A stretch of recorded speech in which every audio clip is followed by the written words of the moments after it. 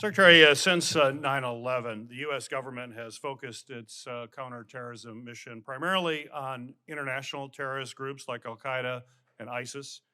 The DHS certainly was created during that time specifically to address the threat that we were facing here at the homeland. But in recent years, you and your counterparts at the FBI and the Department of Justice have made it clear that while certainly foreign threats have not disappeared, then we need to keep our eyes wide open and our watch strong. White supremacists and anti government extremists at home, however, are now the greatest threat to America. So, my question for you, Mr. Secretary, is can you tell us specifically what you have done to shift resources in your agency to address the current threat landscape when it comes to domestic terrorism? Mr. Chairman, you correctly note that the foreign terrorist threat has not disappeared, but only new threats have evolved. Over the past 20 years, the threat landscape has proven increasingly complex and dynamic. To address the threat of domestic violent extremism that has risen tremendously over the last several years, we've taken a number of measures. I created a domestic terrorism branch within our Office of Intelligence and Analysis. We have increased our funding to local communities so that they have the capacity to identify when an individual is descending down a path to violence and intervene so an act of violence does not materialize.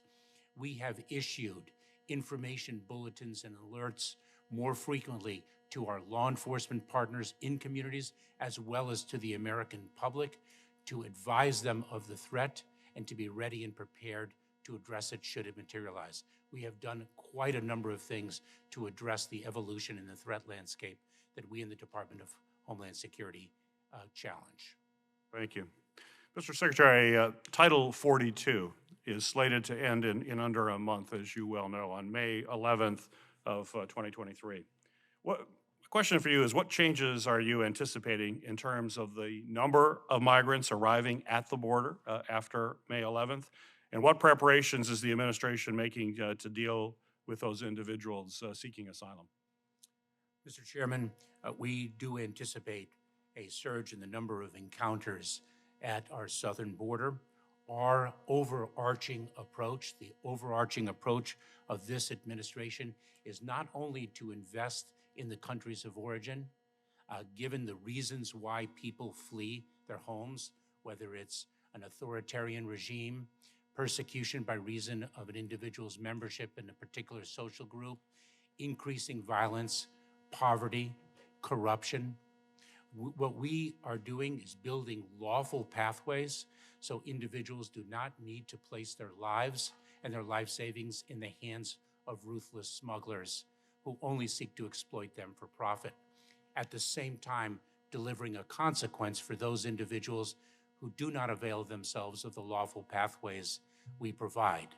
And we have exemplified that model in the parole program that we announced on January 5th of this year for individuals from Cuba, Haiti, Nicaragua, and Venezuela. We have indeed seen people avail themselves of the lawful pathway, and we've seen an over 95% drop in the number of encounters at the southern border as a result of those programs. We are surging resources to the border. We are going to be using our immigration authorities under Title 8 of the United States Code, which delivers a consequence for individuals who arrive in between the ports of entry who do not have a lawful basis to remain in the United States. We are working with local communities to increase their reception capacity. We are working with our neighbors, our partners to the south, Mexico and other countries, because we are seeing is not exclusive to the southern border. The level of migration that we are experiencing at the southern border is reflective of the level of migration that is gripping the entire hemisphere. Just last week, I was in Panama to work with our Panamanian and Colombian partners on a regional solution to what is a regional problem. We are doing so much more to be ready for the potential surge in migration at our southern border upon the end of Title 42. Importantly, Mr. Chairman, we are also taking it to the smuggling organizations that spread disinformation to vulnerable migrants and fraudulently coax them into taking what they are deceived into thinking is a safe journey, and it is anything but that, as we so tragically know. Thank you, Mr. Secretary. Secretary, you and Director Wray made clear before this committee in November that we must ensure that the DHS and DOJ are properly resourced to meet the growing threat from drones operated by nefarious actors here in the homeland. We're entering a season of outdoor sporting events in Congress, in concerts, and other mass gatherings. Could you please tell this committee what you see as the threat from drones and why it's important that the authorities that are set to expire are extended and that we need to continue to focus on this issue? Mr. Chairman, I have spoken to our personnel in the field who operate drones as well as operate counter-drone activity. And they have communicated to me quite powerfully the need to be able to have our counter-drone capabilities not only continue, but expanded and work with law enforcement. I have met with the leaders of sports leagues who've spoken about the threat that drone activity over stadiums, mass gatherings pose. I have spoken with airport executives about the threat that drones present to our airspace, our orderly and safe oversight of our airspace. I've spoken with our Border Patrol personnel about how the cartels use drones in an effort to smuggle narcotics across our border.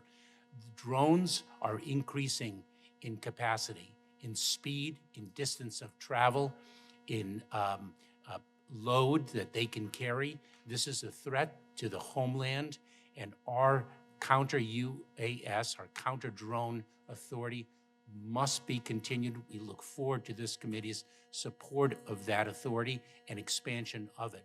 We cannot allow it to expire this year.